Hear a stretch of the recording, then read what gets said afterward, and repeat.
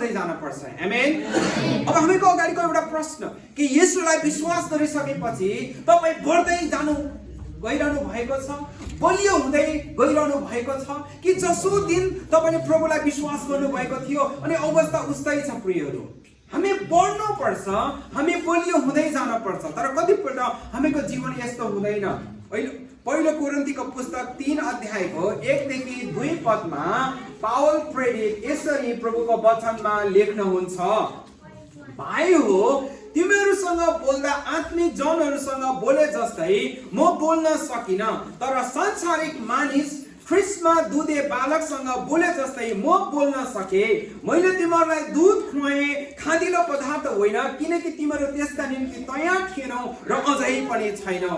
Paul प्रेरित कोरिन्थीको मण्डलीलाई लेख्नुहुन्छ, भाइ हो बहिनी हो तिमीहरूसँग बोल्दा आत्मिक जनहरूसँग बोले जस्तै म बोल्न सकिन, तर सांसारिक मानिस ख्रिस्टमा दुधे बालकसँग बोले जस्तै म बोल्न सके।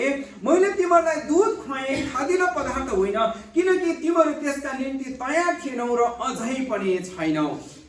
कतिपल्ट हामीहरूको जीवन यस्तै छ प्रियहरू, हामी अझै पनि प्रभुमा बालक जस्तै छौँ, बालक जस्तै हामी सोच विचार गरिराखेको छौँ। यद्यपि हामीले येशूलाई विश्वास गरेको कतिजनाले 3 वर्ष भयो होला, कतिजनाले 5 वर्ष पुगिसक्यो, कतिजनालाई 10 वर्ष पुगिसक्यो यही मण्डलीमा, कतिजनालाई 15 वर्ष पुगिसक्यो, कतिजनालाई 20 वर्ष पुगिसक्यो। तर पनि हामी दिन प्रतिदिन अघि भर्खरै प्रभुको वचन लुका 2:40 मा हामीले पढेको जस्तै हामी बढ्दै जानुपर्ने थियो, हामी बलियो हुँदै जानुपर्ने थियो। तर कतिपल्ट हामी बढ्न सकेका छैनौँ, कतिपल्ट हामी बलियो हुन सकेका छैनौँ र अझै पनि हामी दुधे बालकहरू जस्तै छौँ।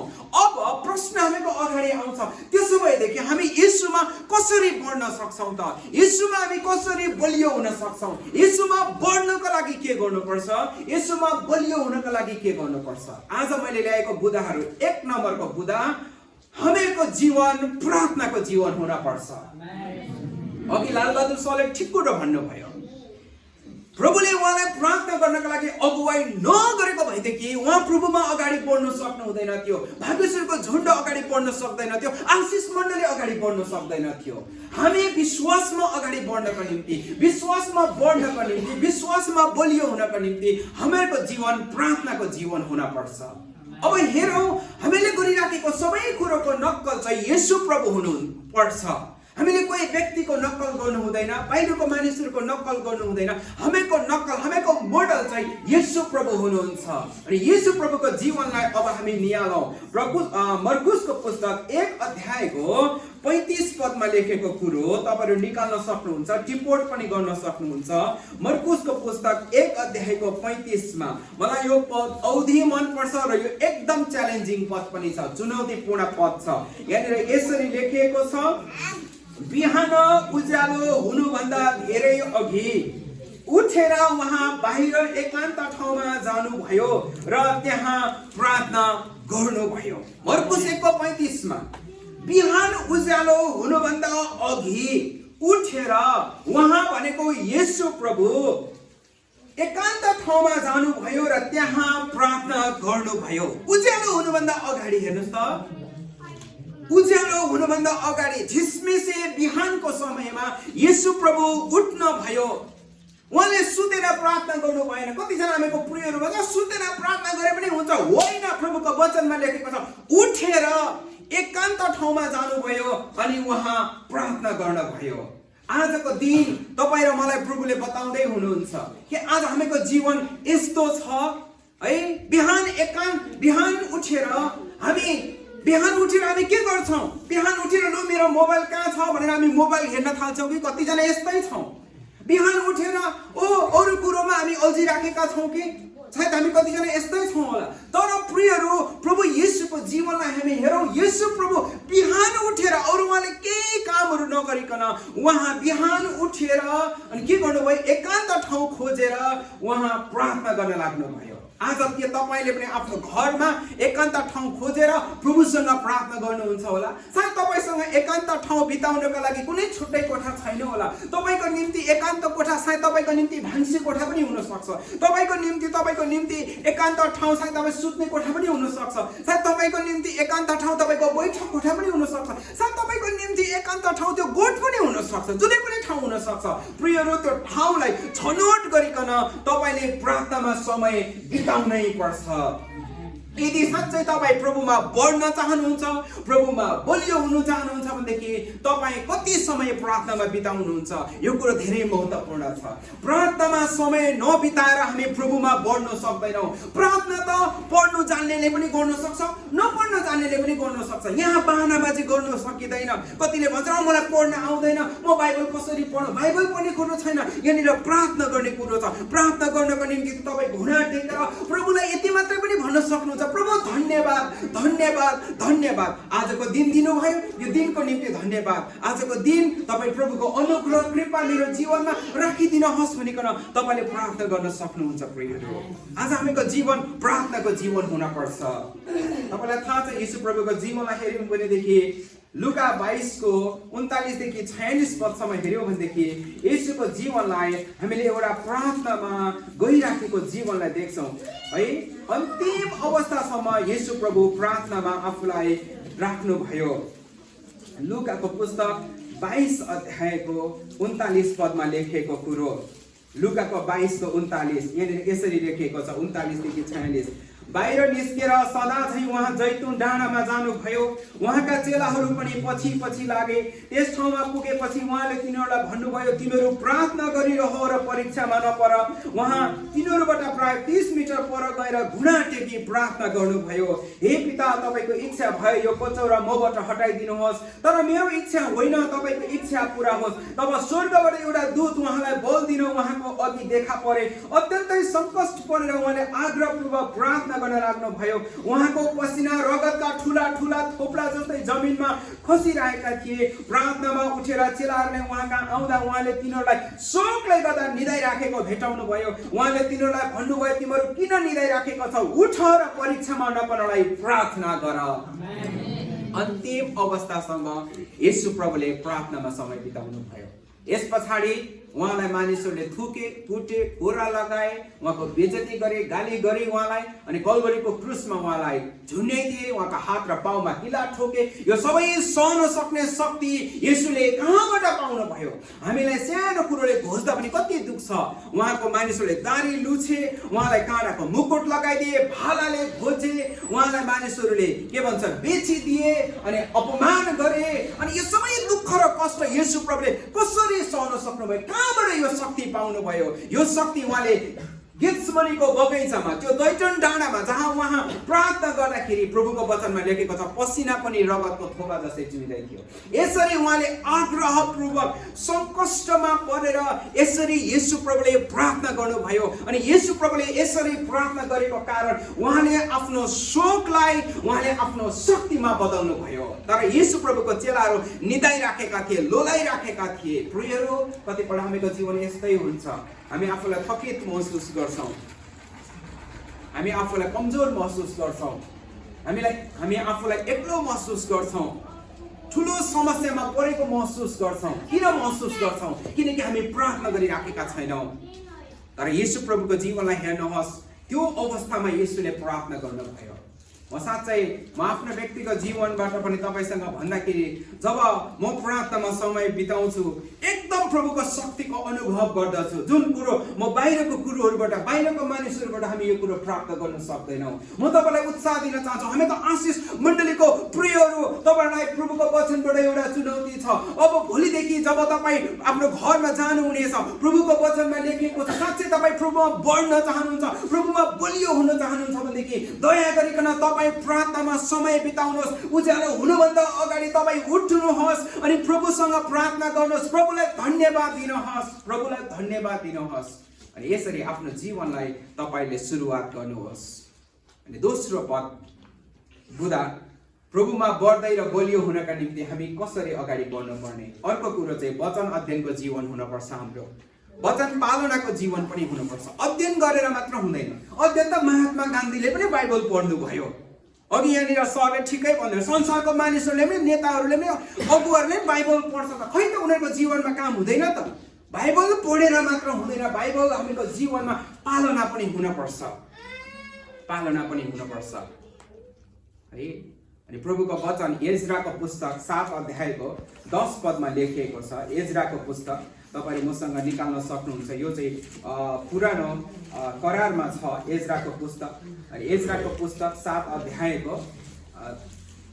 अध्यायको 10 पदमा यहाँनिर यसरी लेखिएको छ, किनकि इजरायलले परमप्रभुको व्यवस्था अध्ययन गर्न र पालना गर्न र इजरायलमा धर्मविधि र धार्मिक शिक्षा सिकाउनलाई आफैलाई समर्पण गरेका थिए। एज्राको विषयमा लेखिएको छ पुरानो करारमा। एकजना व्यक्ति हुनुहुन्थ्यो जसको नाम चाहिँ एज्रा हो। अनि प्रभुको वचनमा लेखिएको छ एज्राले परमप्रभुको व्यवस्था, अब हामीको अहिलेको समयमा भन्यो भनेदेखि प्रभुको वचन अध्ययन गर्नका लागि, के गर्नका लागि? अध्ययन गर्नका लागि। अनि अर्को कुरा के गर्नका लागि? पालना गर्नका लागि। प्रिय मण्डली, कतिपल्ट हामी अध्ययनमा मात्रै सीमित भइराखेका छौँ। म दिनमा 3 अध्याय बाइबल पढ्छु नि, म 4 अध्याय पढ्छु नि, म 5 अध्याय पढ्छु नि, म 10 अध्याय पढ्छु नि, यस्तै खालको कुरोहरू मात्र हामीको भइराखेको छ। तर हुनुपर्ने कुरो चाहिँ के हो भने प्रभुको वचन अध्ययन गर्ने, अनि अर्को कुरो प्रभुको वचन पालना गर्ने। पालना गरिसकेपछि इजरायलमा धर्मविधि र धार्मिक शिक्षा सिकाउनलाई एज्राले आफूलाई के गरेका थिए? ठुलो शब्द छ त्यहाँ, समर्पण गरेका थिए। अंग्रेजीमा भन्दाखेरि डेडिकेसन गरेका थिए, समर्पण। जब तपाईँ समर्पित भएर प्रभुको वचन पढ्नुहुन्छ, पालना गर्नुहुन्छ, अरूलाई सिकाउनुहुन्छ, तपाईँ प्रभुमा बढ्दै जानुहुन्छ, तपाईँ प्रभुमा बलियो हुँदै जानुहुन्छ। आमेन। तर प्रभुको वचन सुने पनि पढे पनि तर जीवनमा हामीको पालना छैन भनेदेखि हामीको जीवनमा परमेश्वरको वचनले फल फलाउन सक्दैन। प्रभुको वचन हामीको जीवनमा फल फलाउनका निम्ति हामीले कामयाब बनाउने हो भनेदेखि प्रियहरू, आजको दिन म तपाईलाई प्रभुको वचनबाट भन्दैछु, प्रभुको वचन अध्ययन गर्नुहोस्, मनन गर्नुहोस्, है, मनन गर्नुहोस्, अध्ययन गर्नुहोस्, यो कुरालाई आफ्नो जीवनमा पालना गर्नुहोस् र पालना मात्र होइन अरूहरूलाई पनि सिकाउनुहोस्। हामीको मण्डलीमा अहिले कतिजनाहरू हुनुहुन्छ जसको जीवनबाट म एकदम उत्साहित छु र हामी सबैजनाको निम्ति चुनौती पनि हो। हामी आफू मात्र अध्ययन गर्ने, पालना गर्ने होइन, अरूलाई पनि त सिकाउनु पर्यो। हामीको परिवारका मानिसहरूलाई पनि सिकाउनु पर्यो, उनीहरूलाई पनि प्रभुमा डोर्याउनु पर्यो। ए बाबा, हामीले डोर्याएन भनेदेखि कसले डोर्याइदिन्छ? अन्त आज कतिजना हामीको मण्डलीमा प्रभुले काम गर्दै हुनुहुन्छ। यो त मलाई लाग्छ एज्राको जीवन जस्तो। आफू पनि अध्ययन गरे, अन्त पालना गरे, अरूहरूलाई पनि प्रभुको वचन सिकाए र डोर्याए। अनि यसले के हुन्छ? हामी प्रभुमा बढ्दै जान्छौँ, प्रभुमा बलियो बन्दै जान्छौँ। आमेन। अनि प्रेरितको पुस्तक पनि हेऱ्यौँ भनेदेखि प्रेरितको पुस्तक 6 अध्यायको 1 देखि 4 म तपाईँहरूको बीचमा पढ्न चाहन्छु। यो खण्ड पनि हामीको निम्ति एकदम चुनौतीको खण्ड छ। प्रेरितको पुस्तक 6 अध्यायको अनि 1 देखि 4। ती दिनमा जब चेलाहरूको संख्या बढ्दै गएको थियो तब हिब्रूहरूको विरुद्धमा ग्रीक यहुदीहरूले गनगन गरे, किनभने दैनिक खाद्य वितरणमा तिनीहरूका विधुवाहरूले चाहिँदो भोजन पाउँदैन थिए। तब 12 चेलाहरूले समूह बोलाएर भने, परमेश्वरको वचन प्रचार गर्न छोडेर खुवाउने पियाउने सेवा गर्न हामीलाई उचित हुँदैन। यसकारण भाइ हो, तिमीहरूलाई पवित्र आत्मा र बुद्धिले भरिएका र सबैको आदर पाएका 7 जना मानिसहरू छान, जसलाई हामी यस काममा नियुक्त गरौँ। तर हामी चाहिँ प्रार्थना र वचनको सेवकाईमा सम्पूर्ण समय दिनेछौँ। हेर्नुहोस् न, कति एउटा आशिषको कुरो। उनीहरूले के भने भन्दाखेरि परमेश्वरको वचन प्रचार गर्न छोडेर खुवाउने पियाउने सेवा गर्नु हामीलाई उचित हुँदैन। खुवाउने पियाउने सेवा गर्नु नराम्रो काम होइन, राम्रो काम हो। तर त्यसैमा मात्र हाम्रो ध्यान केन्द्रित गर्नु ठिक होइन भनेर प्रेरितहरूले भने। आज हामीको दैनिक क्रियाकलापहरू छन्, हामीको दैनिक कामहरू हामी गर्नुपर्छ। त्यो कामहरू ठिक छ, त्यो काम गर्दा पाप गरेको होइन, खेतमा काम गर्दा पाप भएको होइन, भान्सामा काम गर्दा पाप गरेको होइन, त्यो राम्रो काम हो, गर्नुपर्छ। प्रभुको वचनमा लेखेको छ काम गर्नेले खाना पनि नखाओस्। प्रभुको वचनमा लेखेको छ जसले काम गर्दैन त्यसले खाना पनि नखाओ, 6 दिनसम्म काम गर्नु, 7औं दिनमा विश्राम हो भनेर प्रभुको वचनमा लेखेको छ। तर सबै थोक छोडेर त्यसैको पछि लाग्नु पनि उचित होइन प्रियहरू। अनि प्रेरितहरूले के भन्छन्? 4 पदमा, हामी चाहिँ प्रार्थना र वचनको सेवकाईमा सम्पूर्ण समय दिनेछौँ। आज के तपाईको जीवनमा प्रार्थनाको लागि अनि वचन अध्ययनको निम्ति तपाईले सम्पूर्ण समय दिन सक्नु भएको छ। यदि दिन सक्नु भएको छैन भनेदेखि तपाई प्रभुमा बढ्दै हुनु हुँदैन, तपाई प्रभुमा बलियो पनि भएको छैन, तपाई अझै दुधे बालक नै छ। अघि कोरिन्थीको पुस्तकमा मैले तपाईहरुको बीचमा पढिदिएको जस्तो 1 कोरिन्थी 3 को 1 देखि 2 मा पावलले लेखेको छ, हामी अझै दुधे बालक नै छौं प्रियहरू। साच्चै अब प्रभुलाई विश्वास गरेर मैले त प्रभुलाई ग्रहण गरिसके, आफ्नो प्रभु र मुक्तिदाता भनिकन मैले सबै कुरो छोडेर अब येशूकोमा आएको छु भनेर तपाईले आफूलाई ठान्नुहुन्छ, तपाईले येशूलाई आफ्नो जीवनमा ग्रहण गर्नु भएको छ भनेदेखि अब हामीको जीवन प्रार्थना र वचन अध्ययनको जीवन हुन पर्छ। एक नम्बरमा प्रार्थना, दोस्रो नम्बरमा वचन अध्ययनको जीवन। अब तेस्रो कुरो के हो त, जुन कुरो गरेर हामी प्रभुमा बढ्न सक्छौं र बलियो हुन सक्छौं, त्यो हो एक आपसमा संगति गरेर। अब तपाईले मसँग निकाल्नुहोस् हिब्रूको पुस्तक 10 अध्यायको 25 पद। किन हामी यसरी टाढा टाढाबाट एक ठाउँमा भेला भएर संगति गर्नुपर्ने? बाइबलले वास्तवमा के भन्छ त यो यसको विषयमा? हामी हप्ताको एक दिन कामहरू छोडेर हामी यहाँ संगतिका लागि भेला हुन्छ। कोहीहरू चाहिँ कति टाढा टाढाबाट पनि हामी आइराखेका छौँ। त्यसो भएदेखि प्रभुको वचन हिब्रूको पुस्तक 10 अध्यायको 25 मा के लेखिएको छ? यहाँनिर म तपाईलाई प्रभुको वचनबाट पढेर सुनाउँछु। हिब्रू 10 को 25। कतिजनाको संगतिमा नजाने बानी हुन्छ, तर हामी चाहिँ एकसाथ भेला हुन नछोडौं। तर प्रभुको दिन नजिक आइराखेको तिमीहरूले देखेका हुनाले एउटाले अर्कालाई झन प्रोत्साहन दियो। प्रभुको वचनमा लेखेको छ कतिजनाको संगति नजाने बानी हुन्छ, प्रभुलाई विश्वास गरेको छ, बप्तिस्मा लिएको छ, तर संगति जाने बानी छैन। पावल भन्नुहुन्छ, सायद हिब्रूको पुस्तक पनि पावलले नै लेखेको, धेरै बाइबल विद्वानहरूको भनाइ छ हैन, हिब्रूको पुस्तक कसले लेखेको भनेर अझै स्पष्ट रूपमा हामीलाई थाहा छैन, तर पनि प्रभुको वचनमा लेखेको छ कतिजनाको संगति नजाने बानी हुन्छ, कतिजनाको संगति नजाने बानी हुन्छ। मनमा नै येशूलाई माने त भइगयो नि, म संगति किन जानु पर्छ भन्ने कतिजनाको सोच होला। हामीका बीचमै भएको पनि कतिजनाको सोच होला। प्रभुको वचनमा लेखेको छ त्यस्ताको कुरो नसुन, यस्तो मनोगणित कुरो नसुन, प्रभुको वचनमा लेखेको। तर हामी चाहिँ त्यस्ताको पछि लाग्ने होइन, तर हामी चाहिँ संगतिमा भेला हुन नछोडौं। आमेन। यो मानिसहरूको कुरो गरेर चिया चर्चा गरेर आफ्नो विश्वासलाई नघटाऊ, तर हामी चाहिँ उनीहरूसँग नदाजियौं, त्यस्तो कुरा गर्ने मानिससँग आफूलाई नदाजौं, तर हामी चाहिँ एक आपसमा भेला हुन नछोडौं। एक आपसमा भेला हुन नछोडौं, किनकि हामी प्रभुमा बढ्न चाहन्छौं र बलियो हुन चाहन्छौं। कुनै त्यस्तो इमर्जेन्सी काम भयो, आउन सकेन, प्रभुले क्षमा गरून्, प्रभुले सहायता गर्नुहुन्छ। तर इन्टेन्सनली मनगणन्य कुरो गरेर आफू पनि संगतिमा नजाने, अरूलाई पनि बाधा गर्ने मानिस प्रभुको वचनमा लेखेको छ त्यसको घाँटीमा त जाँतो हालेर समुद्रमा फाल्नुपर्छ। प्रभुको वचनमा लेखेको छ तिमीले सेनामध्ये कसैलाई पाप गर्न लगायो भनेदेखि त्यसको घाँटीमा जाँतो हालेर समुद्रमा फाल्नुपर्छ। घाँटीमा जाँतो हालेर किन समुद्रमा फाल्नुपर्छ? समुद्रमा मरेको मान्छे तैरिन्छ, डुब्दैन। समुद्रमा जानु भएको छ भने मरेको मान्छे डुब्दैन, तैरिन्छ। जाँतो हालेर किन फाल्ने भन्दाखेरि त्यो मान्छेको अनुहार पनि कसैले नहेरोस्, जाँतो हालेपछि त अब डुब्ने भयो नि त, भारी भयो घाँटीमा। प्रभुको वचनमा लेखेको छ, मैले भनेको न, बाइबलमा लेखेको छ। यसैले प्रियहरू, कोही संगति जाँदैछ भने हामी बाधा नगरौँ, हामीले उत्साह दिने काम गर्नुपर्छ। प्रभुको राज्यमा कोही पनि बाधाको कारण भएर खडा हुनु हुँदैन। हामी आशिष मण्डली, हामी जति पनि प्रियहरू छौँ, प्रियहरू संगति प्रभुको वचनमा भर्खरै कुरा हामीले पढ्यौँ। कतिजनाको संगतिमा नजाने बानी हुन्छ, कतिजनाको हुन्छ प्रियहरू। हामीको जीवनमा, हामीको परिवारमा, हामीको वरपर कतिजना यस्ता होला संगति नजाने बानी हुन्छ, बानी नै संगति नजाने। अब तर हामी चाहिँ एक आपसमा भेला हुन नछोडौँ, किनकि प्रभुको दिन नजिक आइराखेको छ हुनाले एउटाले अर्कालाई प्रोत्साहन दिउँ। र वास्तवमा हामी जब यहाँ भेला हुन्छौँ कति ठुलो एउटा आशिषको कुरा पाउँछौँ, प्रोत्साहनमा हुन्छौँ। घरमा त यो कुरो हामीले थाहा गर्न सक्दैन। इभन यो भिडियोबाट आज कतिजनाले प्रभुको वचन सुन्छ होला, हामी कमेन्टमा कतिजना टाढा छ, तर यहाँ आएको जस्तो संगति चाहिँ त अनुभव त गर्नु सक्दैन।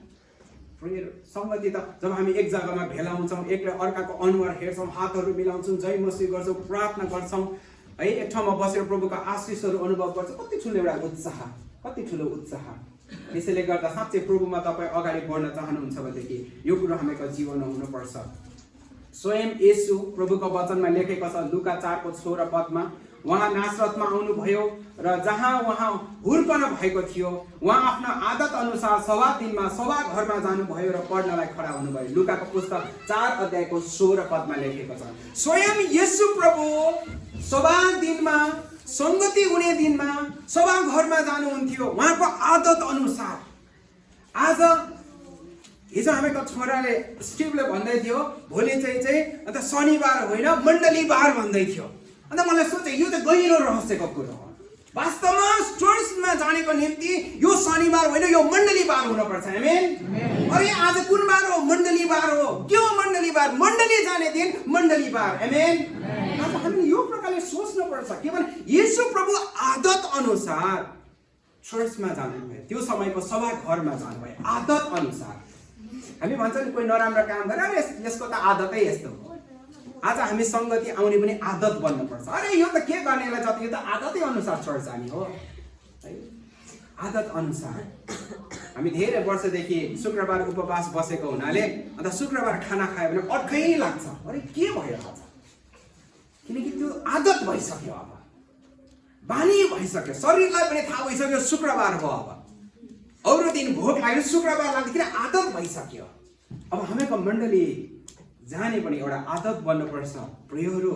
अन्त हामी प्रभुमा बलियो हुन सक्छौँ, यसरी बढ्न सक्छौँ, प्रभुमा बढ्ने इच्छा गर्ने, प्रभुमा बलियो हुने इच्छा गर्ने। तर यी क्रियाकलापमा हामी सहभागी भएनौँ भनेदेखि ल मलाई भन्नुहोस् हामी कसरी अगाडि बढ्न सक्छौँ, कसरी बलियो हुन सक्छौँ, कसरी बलियो हुन सक्दैनौँ प्रियहरू। यो आधारभूत कुरा हो हामीको क्रिस्चियन जीवनमा।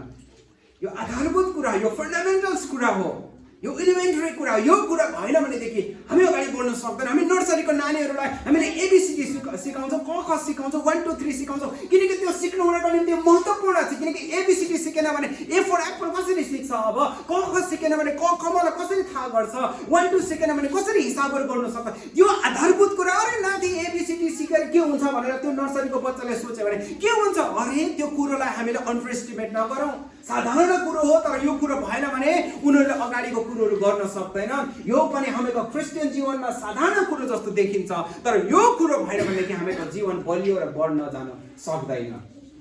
अब अर्को कुरो, हामीको जीवन साँच्चै हामी बढ्दै र बलियो हुन चाहन्छौँ भनेदेखि हामी के गर्नुपर्छ त? प्रभुको वचनमा लेखेको कुरो मत्तीको पुस्तकमा यसो भन्नुहुन्छ, यसकारण जाऊ र सबै देशका जातिहरूलाई चेला बनाऊ, पिता पुत्र र पवित्र आत्माको नाउँमा तिनीहरूलाई बप्तिस्मा दियो।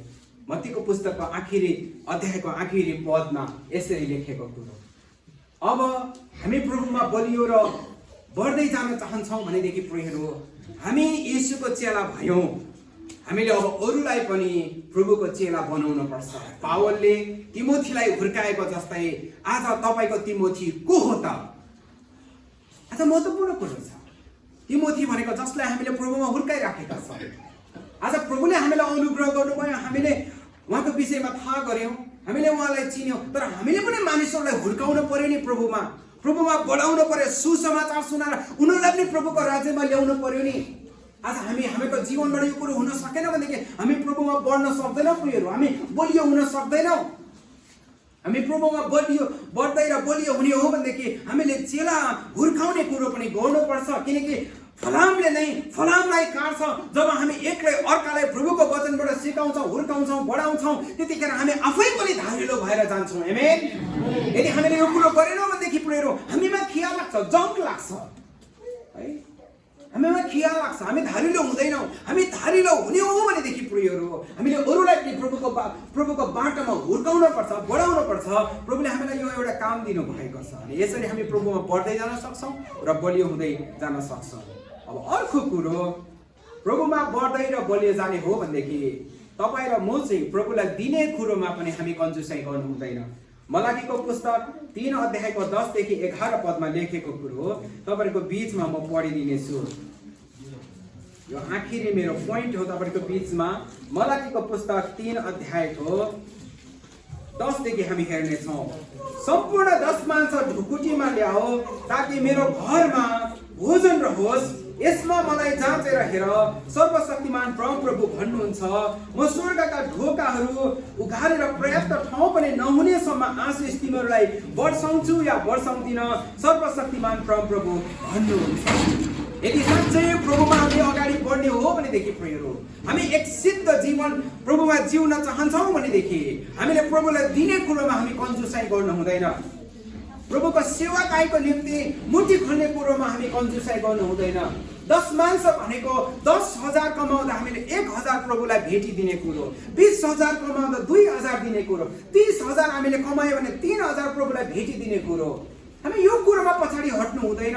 यदि यो कुरोमा हामी पछाडि हट्यौँ भनेदेखि हामी प्रभुमा बढ्दै र बलियो जान सक्दैनौँ। एक पटकको कुरा हो, मत्तीको पुस्तक 19 अध्याय अब तपाईँहरू निकाल्नुहोस्। आजको वचनको चुनौती हामी यो खण्डबाट लिनेछौँ। मत्तीको पुस्तक 19 अध्यायको 16 पददेखि हामी हेरौँ। यहाँनिर यसरी लेखिएको छ, मत्तीको पुस्तक 19 अध्यायको 16 पददेखि, उहाँ कहाँ आएर एकजनाले भने, हो गुरु, मैले अनन्त जीवन प्राप्त गर्न के असल काम गर्नुपर्छ? उहाँले तिनलाई भन्नुभयो, असल के हो त्यो विषयमा तिमी मलाई किन सोध्दछौ? असल त एउटै मात्र हुनुहुन्छ, तर तिमी जीवनमा प्रवेश गर्ने इच्छा गर्दछौ भने आज्ञाहरू पालन गर। तिनले उहाँलाई भने, कुन चाहिँ? यसोले भन्नुभयो, तैँले हत्या नगर्नु, तैँले व्यभिचार नगर्नु, तैँले चोरी नगर्नु, तैँले झुटो गवाही नदिनु, आफ्नो आमा बुवाको आदर गर्नु र आफ्नो छिमेकीलाई आफ्नै झैँ प्रेम गर्नु। ती जवान मानिसले उहाँलाई भने, यी सब थोक त मैले पालन गरेको छु, तब ममा के कमी छ? ती जवान मानिसले उहाँलाई भने, यी सब त मैले पालन गरेको छु, अब ममा के कमी छ? यसले तिमीलाई भन्नुभयो, तिमी सिद्ध हुन चाहन्छौ भने गएर तिमीसित भएका सबै कुरो बेचेर दरिद्रहरूलाई दियौ र तिमीले स्वर्गमा धन प्राप्त गर्नेछौ, अनि आएर म पछि लाग। तब ती जवान मानिसले यो कुरो सुने अनि दुखित भएर गइहाले, किनकि तिनको धेरै धन सम्पत्ति थियो। आमेन।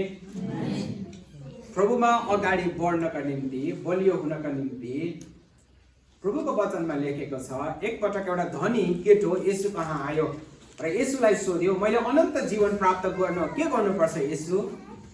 अनि येशूले उसलाई भन्नुभयो, तिमी मलाई किन असल भन्दछौ? एउटै मात्र हुनुहुन्छ, तर तिमी जीवनमा प्रवेश गर्ने इच्छा गर्दछौ भनेदेखि आज्ञाहरू पालन गर, प्रभुको वचनको आज्ञा पालन गर भनेर येशूले सिकाउनु भयो। अनि येशूले आज्ञाहरू पनि उसलाई सुनाइदिनु भयो। तैँले हत्या नगर्नु, तैँले व्यभिचार नगर्नु, तैँले चोरी नगर्नु, तैँले झुटो गवाही नदिनु। झुटो गवाही भनेको हुँदै नभएको कुरोलाई तिललाई पहाड नबनाउनु भनेको।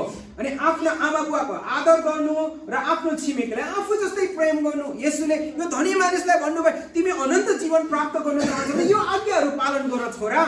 अनि त्यो जवान मानिसले के भन्यो तपाईँलाई थाहा छ? यी सब त मैले पालन गरेकै छु।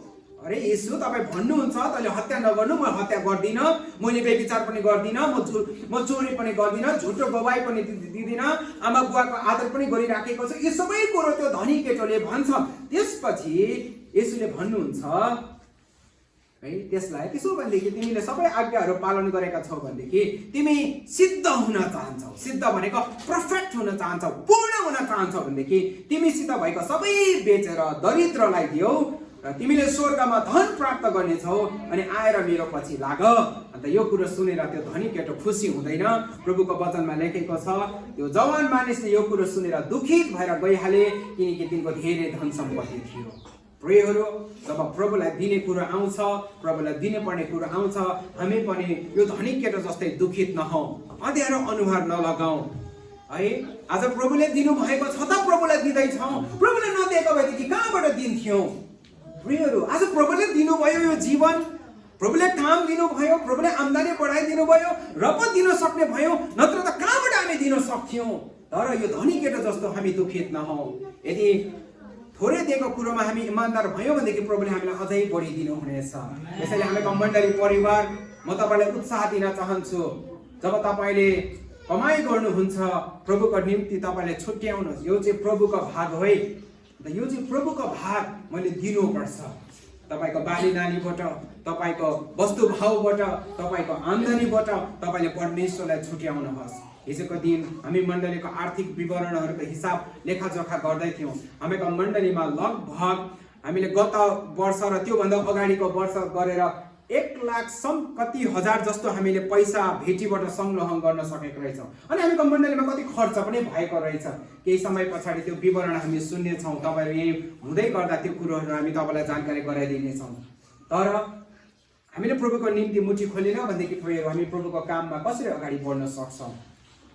यसले गर्दा आजको दिन छोटकरी रूपमा समयको अभावको कारण म धेरै तपाईँको बिचमा पोइन्ट्सहरू राख्न चाहदिनँ, तर यति मात्रै राख्न चाहन्छौँ। साँच्चै तपाईँ प्रभुमा बढ्न चाहनुहुन्छ, प्रभुमा बलियो हुन चाहनुहुन्छ भनेदेखि हामीको जीवन प्रार्थनाको जीवन हुन पर्यो। एउटा कुरो अघिबाट मैले भनेर सबैले उठेर येशू प्रभु प्रार्थना गर्नुभयो। दोस्रो कुरो हामीको जीवन वचन अध्ययनको जीवन हुनु पर्यो, पालनाको जीवन हुनु पर्यो, अरूलाई सिकाउने जीवन हुन पर्यो। तेस्रो कुरो एक आपसमा संगति गर्ने जीवन हुन पर्यो। शनिबारको दिन हामीहरू झुन्डहरूमा संगति गरिराखेका छौँ अनि शुक्रबार हामीको अगुवाहरूको भेटघाट भइराखेको छ। अरू बेला पनि बेला बखतमा संगति हुन्छ। यो कुरोमा हामी हेलाचेक्राइ नगरौँ है। कतिजनाको संगति नजाने बानी हुन्छ, हामी तिनीहरूको पछि नदौडौँ, तर हामी चाहिँ भेला हुन नछोडौँ, प्रभुको वचनमा लेखेको कुरो। अनि अर्को कुरो अनि सुसमाचारको काममा हामी सहभागी हौँ र अर्को कुरो प्रभुलाई दिने कुरामा हामी अगाडि बढौँ। आमेन। हुन्छ। यो कुराहरू हामीको जीवनमा यदि हामीले लागू गर्यौँ भनेदेखि हामी प्रभुमा बढ्न सक्छौँ र प्रभुमा बलियो हुन सक्छौँ। आउनुहोस् हामी प्रार्थना गरौँ र परमेश्वरलाई धन्यवाद दियौँ। जे कुरा हामीले सुन्यौँ र प्रभुलाई हामी धन्यवाद दियौँ। हामी प्रभुलाई यही भनौँ, प्रभु हामीले तपाईँको वचन सुन्ने मौका पायौँ। जसै गरी तपाईँमा बढ्नको निम्ति, बलियो हुनको निम्ति मेरो प्रार्थनाको जीवन हुन पर्ने रहेछ, प्रार्थनाको जीवन हुन पर्ने रहेछ, वचन अध्ययनको जीवन हुन पर्ने रहेछ, अनि संगति जाने जीवन हुन पर्ने रहेछ, वचन पालनाको जीवन हुन पर्ने रहेछ, प्रभु तपाईँलाई दिनुपर्ने जीवन हुन पर्ने रहेछ भनेर मैले थाहा गरेँ, सुने। प्रभु म तपाईँको वचन अनुसार जीवन जिउन चाहन्छु भनिकन आउनुहोस् हामी हामीको मुखहरू खोलेर प्रभुलाई धन्यवाद दियौँ। प्रभु हामी तपाईँलाई धन्यवाद धन्यवाद अनि धन्यवाद चढाउँदछौँ। प्रभु तपाईँको नाउँको महिमा होस्, तपाईँको नाउँको प्रशंसा होस्, तपाईँको नाउँको बढाइ होस्। प्रभु हामी तपाईँलाई धन्यवाद दिन्छौँ। विशेष गरिकन हामी प्रार्थना गर्दछौँ प्रभु, हामी तपाईँ येशूमा बढ्न चाहन्छौँ, तपाईँ प्रभुमा बलियो हुन चाहन्छौँ। हे प्रभु हामी प्रार्थना गर्दछौँ हामीको प्रार्थनाको जीवन हुन सकेको होस्, हामीको वचन अध्ययनको जीवन हुन सकेको होस्। प्रभु हामी प्रार्थना गर्छौँ हामीको संगति जाने जीवन हुन सकेको होस् प्रभु। हे प्रभु सुसमाचार प्रचारको जीवन हामीको हुन सकेको होस् प्रभु। प्रशंसा भेटी दिने जीवन हामीको हुन सकेको होस् भनिकन प्रार्थना गर्दछौँ। प्रभु तपाईँको नाउँको महिमा, तपाईँको नाउँको प्रशंसा सदा सर्वदा भएको होस्। प्रभु हामी तपाईँलाई धन्यवाद दिन्छौँ सबै कुराहरूको निम्ति। धन्यवाद प्रभु, धन्यवाद। तपाईँ परमेश्वरले हामीलाई तपाईँको वचन सुन्ने मौका दिनुभयो। धन्यवाद। तपाईँ परमेश्वरको नाउँको प्रशंसा, तपाईँको नाउँको महिमा, तपाईँको नाउँको बढाइ भएको होस्। धन्यवाद प्रभु सबै कुराहरूको निम्ति प्रार्थना गर्छौँ प्रभु येशू ख्रीष्टको नाउँमा। आमेन। हुन्छ। हामीको वचनको सेवाकाईलाई हामीले यहीँ राख्नेछौँ अनि पछिबाट तपाईँहरूले इन्टरनेट चलाउनेहरूले चाहिँ त्यो पछिबाट हामीको